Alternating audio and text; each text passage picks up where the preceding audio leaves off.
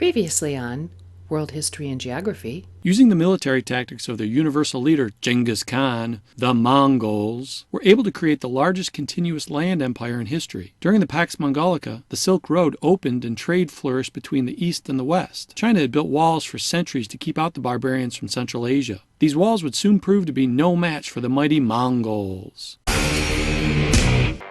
And now, our feature presentation. Kublai Khan, the grandson of Genghis Khan, assumed the title Great Khan in 1260. In theory, the Great Khan ruled the entire Mongol Empire. In reality, the empire had split into 4 khanates. Other descendants of Genghis Khan ruled Central Asia, Persia, and Russia as semi-independent states. So Kublai focused instead on extending the power and range of his own khanate, which already included Mongolia, Korea, Tibet, and northern China. To begin, however, Kublai Khan had to fulfill the goal of his grandfather and conquer all of China. Do you know when the Mongols ruled China? Okay, now we can answer that question. The Chinese held off Kublai Khan's attacks for several years. However, Kublai Khan's armies finally overwhelmed them in 1279. In the past, China sometimes lost territory to the nomadic groups, but no foreigner had ever ruled the whole country until Kublai Khan. As China's new emperor, Kublai Khan founded a new dynasty called the Yuan Dynasty. What?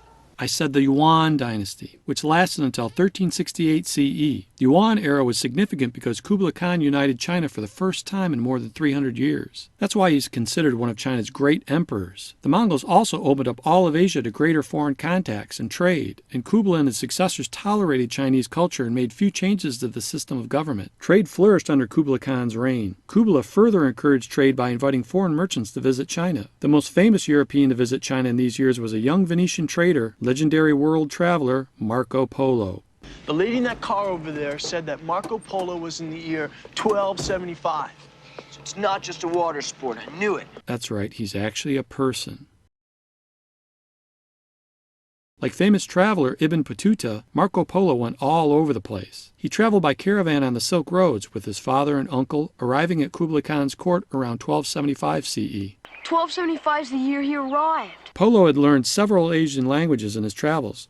Just an ordinary traveler named Marco Polo. So Kublai Khan sent him to various Chinese cities on government missions. I want you to explore the unknown areas of my kingdom, young Marco. Marco Polo served the Great Khan well for 17 years. In 1292, the Polos left China and made the long journey back to Venice. There a book was released of his travels, and it was an instant success in Europe, although most readers didn't believe a word of these far-off exotic lands. Unlike his Mongol ancestors, Kublai abandoned the Mongolian steppes for China. Previously, the Great Khans had ruled their empire from Mongolia. Kublai moved the capital from Mongolia to China, intent on making his mark as an emperor of China. After conquering China, Kublai Khan tried to extend his rule to Japan. In 1274 CE, the Great Khan sent huge fleets against Japan, but were turned back by the Japanese. In 1281, the Mongols tried again, but were turned back with the help of a divine wind, or kamikaze, a typhoon that helped destroy the Mongol fleet. During the last years of Kublai Khan's reign, weaknesses began to appear in Mongol rule. Heavy spending on fruitless wars, on public works, and on the luxuries of the Yuan court